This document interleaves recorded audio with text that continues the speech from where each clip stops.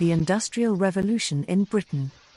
The Industrial Revolution began in Britain in the mid-1700s and by the 1830s and 1840s has spread to many other parts of the world, including the United States. In Britain, it was a period when a largely rural, agrarian society was transformed into an industrialized, urban one. Goods that had once been crafted by hand started to be produced in mass quantities by machines in factories, thanks to the invention of steam power and the introduction of new machines and manufacturing techniques in textiles, iron making and other industries.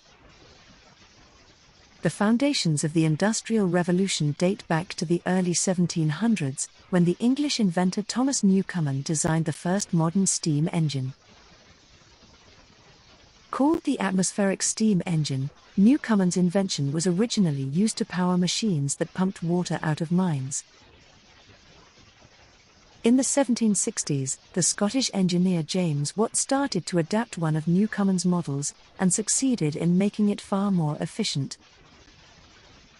Watt later worked with the English manufacturer Matthew Boulton to invent a new steam engine driven by both the forward and backward strokes of the piston.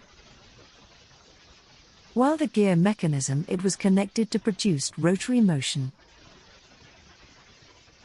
It was a key innovation that would allow steam power to spread across British industries. The demand for coal, which was a relatively cheap energy source, grew rapidly during the Industrial Revolution, as it was needed to run not only the factories used to produce manufactured goods, but also steam-powered transportation. In the early 1800s, the English engineer Richard Trevithick built a steam-powered locomotive, and by 1830 goods and passengers were being transported between the industrial centres of Manchester and Liverpool. In addition, steam-powered boats and ships were widely used to carry goods along Britain's canals as well as across the Atlantic. Britain had produced textiles like wool, linen and cotton, for hundreds of years, but prior to the Industrial Revolution, the British textile business was a true cottage industry, with the work performed in small workshops or even homes by individual spinners, weavers and dyers. Starting in the mid-1700s, innovations like the spinning jenny and the power loom made weaving cloth and spinning yarn and thread much easier. With these machines, relatively little labor was required to produce cloth, and the new mechanized textile factories that opened around the country were quickly able to meet customer demand for cloth both at home and abroad. The British iron industry also underwent major change as it adopted new innovations. Chief among the new techniques was the smelting of iron ore with coke, a material made by heating coal, instead of the traditional charcoal.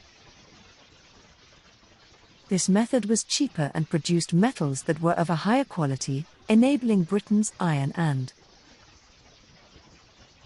steel production to expand in response to demand created by the Napoleonic Wars, 1803–15, and the expansion of the railways from the 1830s.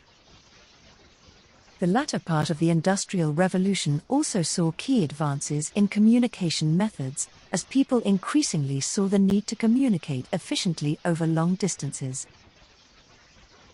In 1837, British inventors William Cooke and Charles Wheatstone patented the first commercial telegraphy system.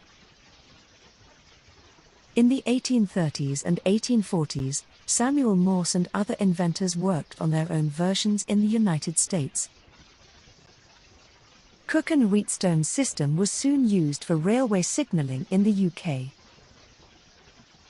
As the speed of the new locomotives increased, it was essential to have a fast and effective means of avoiding collisions. The impact of the Industrial Revolution on people's lives was immense. Although many people in Britain had begun moving to the cities from rural areas before the Industrial Revolution, this accelerated dramatically with industrialization. as the rise of large factories turned smaller towns into major cities in just a few decades. This rapid urbanization brought significant challenges, as overcrowded cities suffered from pollution and inadequate sanitation. Although industrialization increased the country's economic output overall and improved the standard of living for the middle and upper classes, many poor people continued to struggle. Factory workers had to work long hours in dangerous conditions for extremely low wages. These conditions, along with the rapid pace of change, fueled opposition to industrialization. A group of British workers who became known as Luddites were British weavers and textile workers who objected to the increased use of mechanized looms and knitting frames. Many had spent years learning their craft, and they feared that unskilled machine operators were robbing them of their livelihood. A few desperate weavers began breaking into factories and smashing textile machines. They called themselves Luddites after Ned Ludd, a young apprentice who was rumored to have wrecked a textile machine in 1779. The first major instances of machine breaking took place in 1811 in the city of Nottingham, and the practice soon spread across the country. Machine-breaking Luddites attacked and burned factories, and in some cases they even exchanged gunfire with company guards and soldiers. The workers wanted employers to stop installing new machinery, but the British government responded to the uprisings by making machine-breaking punishable by death.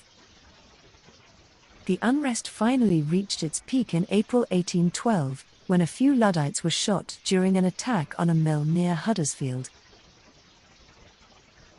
In the days that followed, other Luddites were arrested, and dozens were hanged or transported to Australia.